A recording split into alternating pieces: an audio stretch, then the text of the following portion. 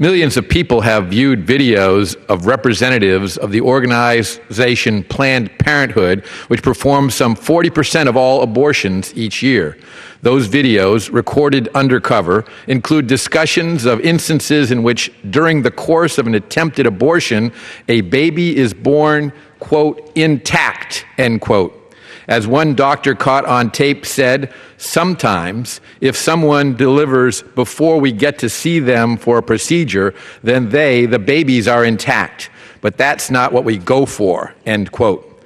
Another business executive said, if you had intact cases, which we've done a lot, we sometimes ship those back to our lab in its entirety, end quote. A procurement manager says on a video, quote, I literally have had women come in and they'll go in the OR, the operating room, and they're back out in 3 minutes. And I'm going, what's going on? Oh yeah, the fetus was already in the vaginal canal whenever we put her in the stirrups. It just fell out, end quote.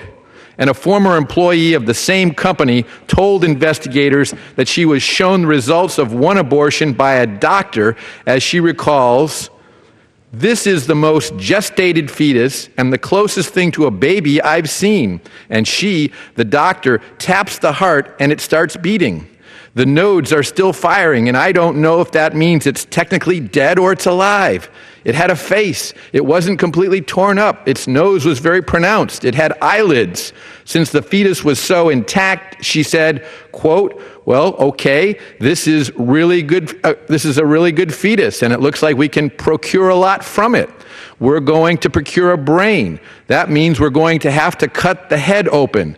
She takes a scissors and she makes a small incision right here at the chin and goes, I would say, maybe a little bit through the mouth. And she's like, okay, can you go the rest of the way? And so she gave me the scissors and told me that I have to cut down the middle of the face. And I can't even describe what that feels like, end quote. The House Judiciary Committee, which I chair, is undergoing a comprehensive investigation of the issues raised by these videos. But as that and other investigations continue, Congress must move immediately to protect any children born alive during the course of a failed abortion. The bill before us today is simple, yet profound, insofar as it might be a reflection of the nation's conscience.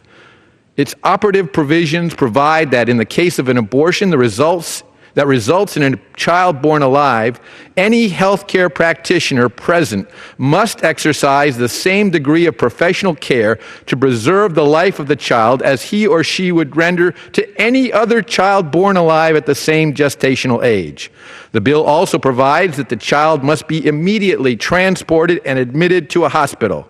If a baby born alive is left to die, the penalty can be up to 5 years in jail. If the child is cut open for its body parts or some other overt act is taken, the punishment is that for first-degree murder, which can include life in prison or the death penalty. Babies are born alive during failed abortions.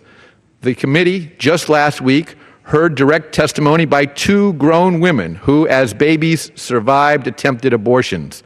The mother of one of them, Gianna Jessen, was advised by Planned Parenthood to have an abortion. But as Ms. Jessen testified, instead of dying, after 18 hours of being burned in my mother's womb, I was delivered alive in an abortion clinic in Los Angeles. Her medical records state clearly that she was born alive during an abortion. She continued, quote, thankfully, the abortionist was not at work yet. Had he been there, he would have ended my life with strangulation, suffocation, or leaving me there to die.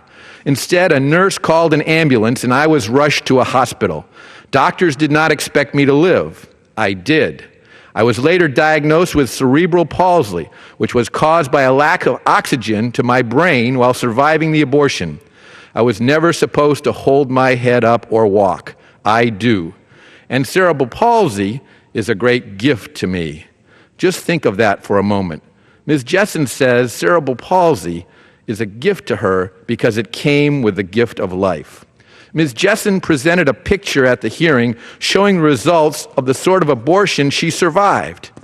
Today I ask the nation to see in its collective mind the body of a baby, much like this one, on the floor, born alive during a failed abortion. I ask that we collectively reach down into our hearts and also reach down to the floor.